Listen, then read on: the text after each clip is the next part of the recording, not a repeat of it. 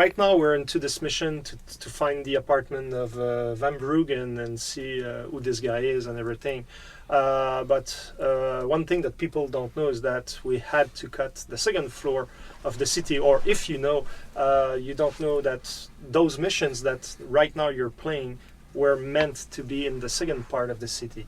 And as we were going through production issues and we had to cut some material, we had to find ways to see if we could bring those missions back into Lower Angsha and not basically avoid breaking the story. Yeah, because originally we were planning that you would start in the upper and then you'd come down and then you'd have to go back up for another mission and back down, and it was supposed to be this back and forth. But when we decided to get that, we had to reduce in scope, and we ended up having to find places where we could put all those upper missions in the down in the down area. It was truly heartbreaking of a cut when that happened, and I was working on 2 of the locations that were in the Upper Angsha. When they got cut, I was pretty devastated, but in the end it still all worked out. Can I say that I was really devastated with you? Yes. Yes.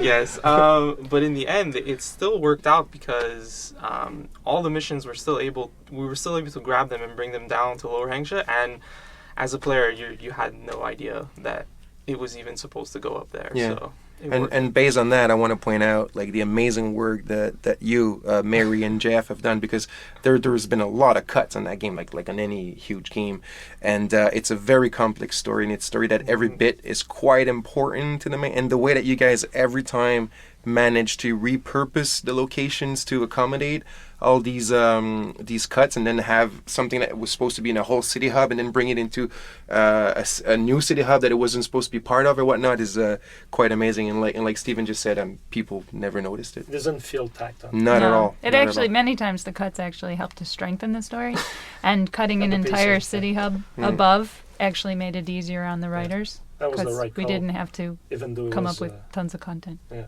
it was the right call, even though it was a sad call to make. Very sad.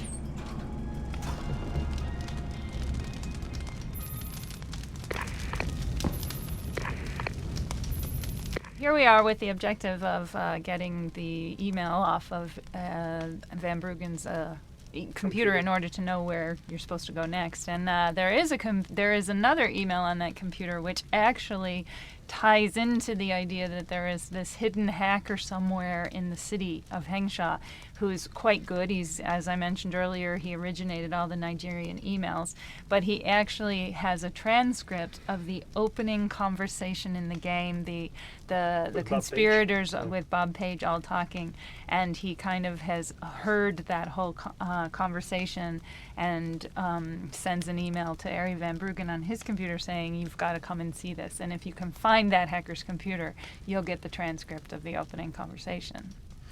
And also, yes, we can see that little post-it, right? I know you guys have seen the Forever Alone and the troll faces that we've put on post-its all over the place, so we have a lot of fun making games, so.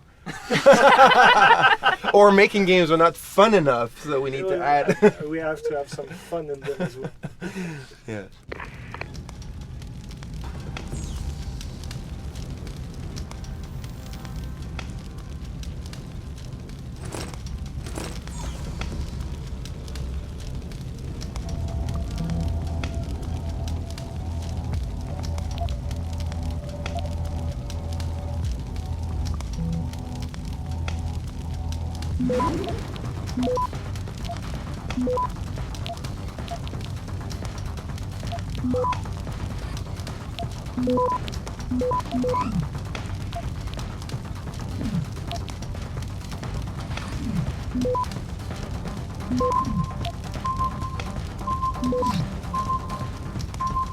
Access granted.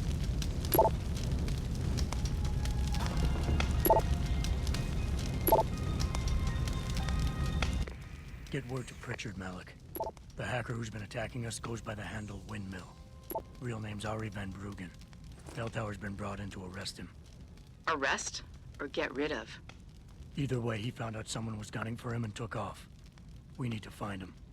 There's a nightclub near where I dropped you called the Hive. It's notorious in black market circles. If this Dutchman is running, his first stop will be there. I'll have a chat with the owner.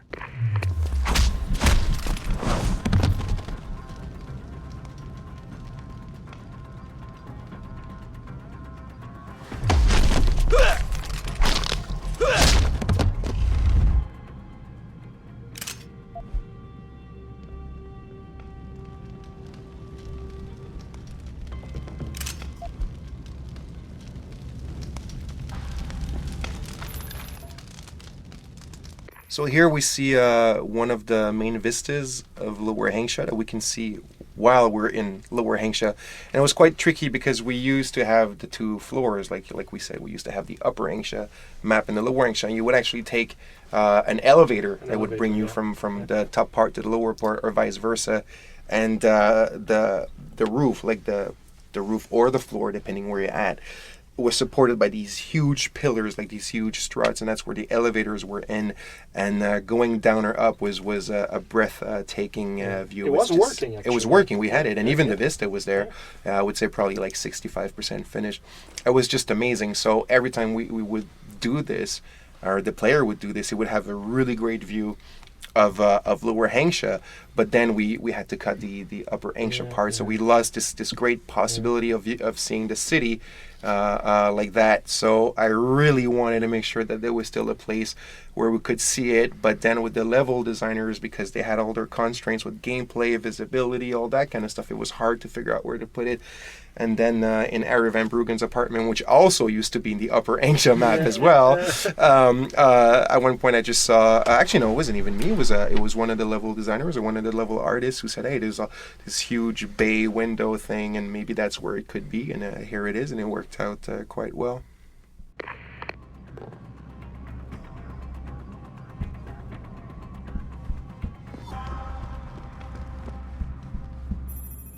So here we're in a bathroom, and you can see the 3 shells. This is one of the many Easter eggs in the game, and this is taken from Demolition Man, which I'm not even sure what even in the movie what they do. No, this is the level artists, Hubert and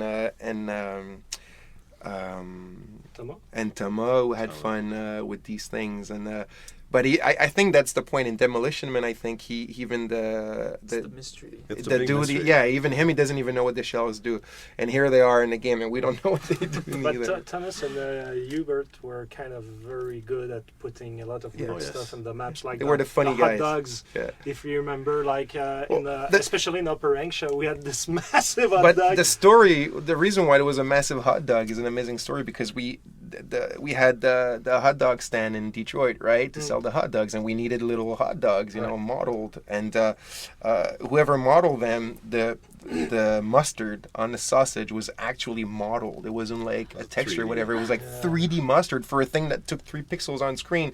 So we had such a great laugh that they blew it up. They made the hot dog really big to show that, look, even at this size, you can see the mustard. So kids, if you're studying to be in the game industry, never do this kind of thing. Never do that. If you have to do mustard, do not model it. All right, use a texture. Please. Don't do that. Or wait like 2 or 3 console generations at least before you model it. But yeah, so they ended up like they would hide that hot dog in drawer, not drawers, but closets. So you would open closets and the hot dog would be there. Like, surprise! Yeah, and hid it in the the fluff as well. Yeah, Antoine, is something you ran in the Upper Hengsha? It was a guy that was walking or something. Yeah, there was a catwalk somewhere, and then there's a guy that walks up to it, just scratches his head, like, I don't know what that is. And then he just turns around and just come back and still don't know what that is. And the thing is that we thought for a long time that they were still in the game, but they have been removed Yeah. for. It became a couple of hunt. It was Yeah. like everyone was like, I think I saw one. I saw one somewhere, and I don't know where. I can't find it. I wish we would have left at least one. Yeah. And also, are the pedals still there? The rose pedals? Because it was an apartment, The either rose in petals. Upper Asia or Lower Asia. You'd be like in the living room, and it was like this path of rose petals, and you'd follow it and get into the hallway, and then it'd stop in front of a closed door, and then you open it. It was a bedroom, and then the petals kept on going all the way to the bed. And I was like, and again, it's Hubert and Thomas who did all these crazy things. Were always done by these two guys. Oh my god.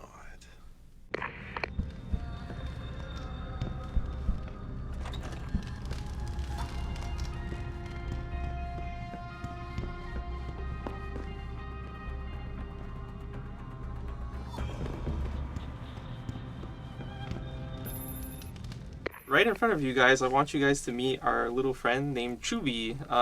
She had a name. Yes, he I had a didn't name. know that. I didn't either. Chubby is this stuffed lion that one of the level designers, Jasmin Roy, had on his desk. And he had asked one of the modelers, I believe it was Tanya Lyon, who to model it, to put it in his level. And once he put it in his level, it was kind of an inside joke between all the level designers, this little plush doll that Jasmine really liked. And so we started putting it everywhere. Every level designer kind of hid one in the level. It got to a point where it got a little bit out of hand. Is there an achievement attached to that? We There wanted could have been. we wanted one, but there wasn't. So it got a little out of hand when our lead was going through the levels, and he was just getting frustrated because he was finding lions everywhere. So he actually asked the QA team to go through the whole game and bug every single One of chubby that they found. And did they find them all? The bright side to this is that they did not find them all. So if you find one, that's a little present from us. That's the only one that is kind of the secret switch for. That one is a legit one. It's actually Yeah. got a purpose. You can push it and it'll open the door to the back to make sense of the whole secret compartment. But the rest of them, not really so much. So keep an eye out for Chubby. Feed him if you can.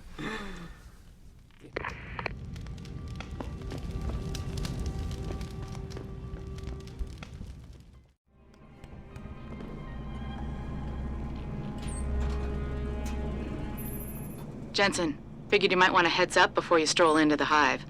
The owner's name is Tong Si Hung, Tong being his last name. Rumor is he's tied to the triads. China's organized crime lords. How wonderful. Anyone else want a piece of this pie?